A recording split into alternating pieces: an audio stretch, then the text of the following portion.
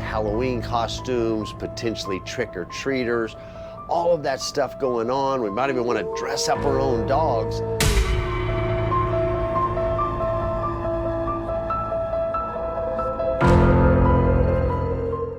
Hey, it's Gary with Natural Instinct Dog Training, and I want to talk to everybody a little bit about Halloween. Now, when we have these times of year come up, we're going to be bringing stuff, say, out of the attic, out of the garage. We're bringing in boxes of decorations, things like that. We've got Halloween costumes, potentially trick-or-treaters, all of that stuff going on. We might even want to dress up our own dogs. I want to be able to help you understand some of the things that we should be doing when we have these type of holidays coming up. Now, one of the first things is we all got that box of decorations that we used last year. I'm sure if you're like me, they're probably a little dusty and they've been out in the garage. When you bring those inside, the dogs are probably gonna be really interested in them because they're gonna smell a little different than the way your house smells inside. So make sure you're using the leave it command if they're paying a little too much attention to those boxes, because we don't want them to be interested in any of those Halloween decorations. A lot of that stuff is not safe for dogs, and we don't want them messing with it when we're not home and stuff like that. Speaking of decorations, I hope you've been going to all the different stores, whether it's the big department stores or Home Depot, Lowe's, those type of places that all the big animatronics up with all the scary monsters for our dogs. It's a great place to take your dogs and help get them exposed to some of these things that are going to start showing up over the next few weeks more and more in your neighborhoods. Now, the right way to address this is if the dog is calm and casual, they just look, they don't stare at some of these different decorations, things jumping up and moving around, we're all good. But if they start to focus on it, whether it's something they want to run up to, like Buddy will think all of them are his new friends, or something they're a little unsure of, that's where we want to use that leave it command. They stop, they look at us, give them praise. All we're doing is helping them understand it's not a problem. It's not anything they need to worry about. I know a lot of times people will want to encourage their dogs to go up and sniff it or touch it. First, our dogs need to feel safe and like it's not a problem. Then, if they're calm, if they're being polite, they're not going to jump on something, they're not worried about it, now we can encourage them to walk up and approach it. They can sniff. If they start sniffing too much, a little bump on the leash, give them a good leave it command, have them walk away. Do these same things with any of the decorations or things that are on your walks. You know, they know what our neighborhoods look like on a regular basis, so day in and day out when they walk by this house or this house, they're seeing the same stuff. But when new and different things start popping up in the yards with these decorations, don't avoid them, because we want to help get our dogs exposed to them and help desensitize them. But what desensitizing really is it's not a trigger anymore. It's not something that they're reacting to. They just go, whatever, I've seen that stuff before.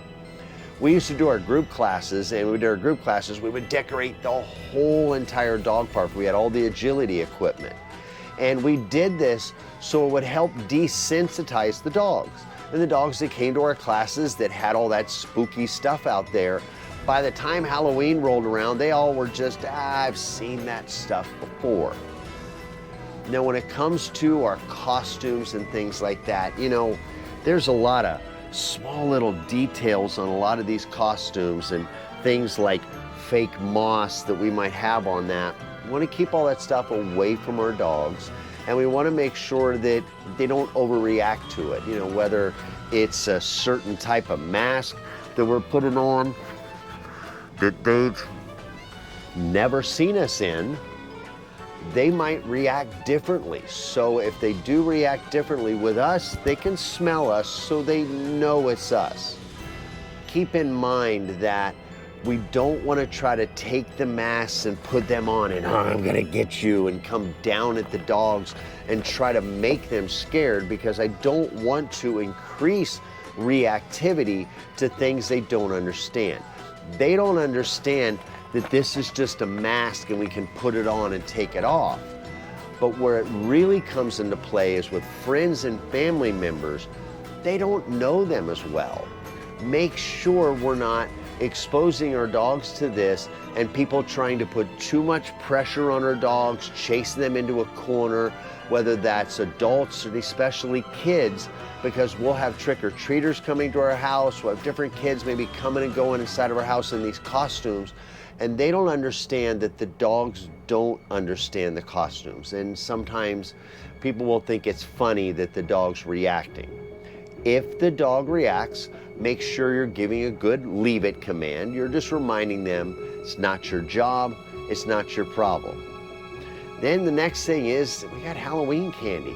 You know, that stuff, the kids go out, they go trick-or-treating, they come home, they want to shake out their bounty from what they found that night or what they got on their trick-or-treating that night. And it's real easy for some of that chocolate, some of that candy to fall on the floor, get up under the edge of the couch. Guarantee you, your dogs are going to find it. Make sure that when this candy is out, that it's safe and it's away from the dogs. And when the kids are dumping out their candy, they're doing it in an area that you can keep everything contained. Don't let them take it into their rooms or anything like that. We don't want to leave things around that our dogs can find. We all know chocolate can be poisonous to dogs, and we don't want to see any of them get hurt.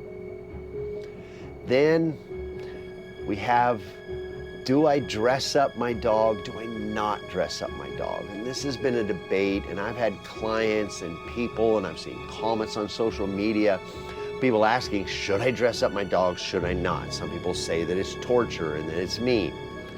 My daughter can tell you firsthand, her dog Diego loves to get dressed up. She has any new shirt, sweater, jacket, scarf, and she has a lot of stuff for him. He gets excited because whenever she puts those things on him, she dotes on him. She gives him treats. She loves on him. She tells him how cute he looks. And then he's happy that she's happy, and he gets extra love and extra attention. So just like when we're doing muzzle training, we want to get them used to the costumes. We don't want them to think of any of these costumes as punishment, because it is going to feel like a form of restraint to them. They can't move as freely as they normally do. Doesn't mean you can't do it. It just means that prior to when you're going to be dressing up your dogs, make sure that you're spending time helping them create a positive association to the costume. My old dog Ollie, one year I had her wear a Robin costume. Now her nickname was Red Dog, and so the Robin costume had this big R on it, and then I made a little mask to put on her to tie in her face. And she didn't like it. And it took me a few hours of training, not all at once, but in little pieces, because we were doing a little event and I wanted her to dress up for this Halloween event, thought it would be great. It took a while for her to feel comfortable with it, and she needed a lot of, praise and reward and reassurance, and then also a reminder if she started to dig at no, and you tell her to leave it, she stops, you give them a treat. You want to make sure that they understand that when the costumes are on, when the muzzle is on, because really teaching a dog how to wear a muzzle is kind of like teaching a dog how to wear a costume. You want a positive association to it, but we also want to know that they know that when it's on, they can't take it off. So get your costumes for them early, get them dressed up early, make sure they're used to it, they're comfortable in it, make sure you know how to connect your leashes, your harnesses, whatever it is that you normally walk with them. A lot of these costumes will have a little hook on the back that you can hook a leash to. They're not made for walking dogs. Yeah, you can hook a leash to them, and I guess that makes it a dog costume. Doesn't mean that it's made with the same quality that the certain leashes or harnesses you're using. So you want to make sure that you can safely walk them.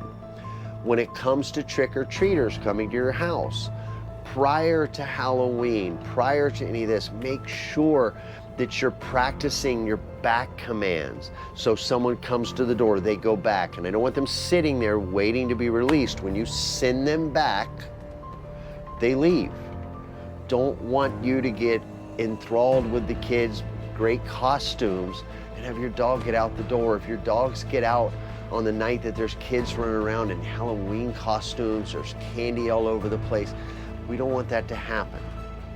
You can use your place command. You can, let them be in a different room. If you're gonna have a lot of trick-or-treaters, a lot of kids in and out of the house, your family might know the rules about closing the door and so on and so forth. That doesn't mean everybody else does. And the last thing we want is for our dogs to get out on a night when there's a lot more people out and things are supposed to be scary. And it's not uncommon for kids, because they don't know that if the dog's scared, they might keep trying to scare the dog. And we always focus on New Year's and 4th of July, but Halloween's one of those holidays that we really should be paying attention to so we can keep our dogs safe. Because always remember, it's up to us to keep them safe and to make sure they feel safe. If you enjoyed this video, please like, follow, share this with your friends, your family. Go on our pages, follow our YouTube page, follow our Facebook page, Instagram, or even on TikTok, and come back for more helpful and useful videos so I can help you and your dogs.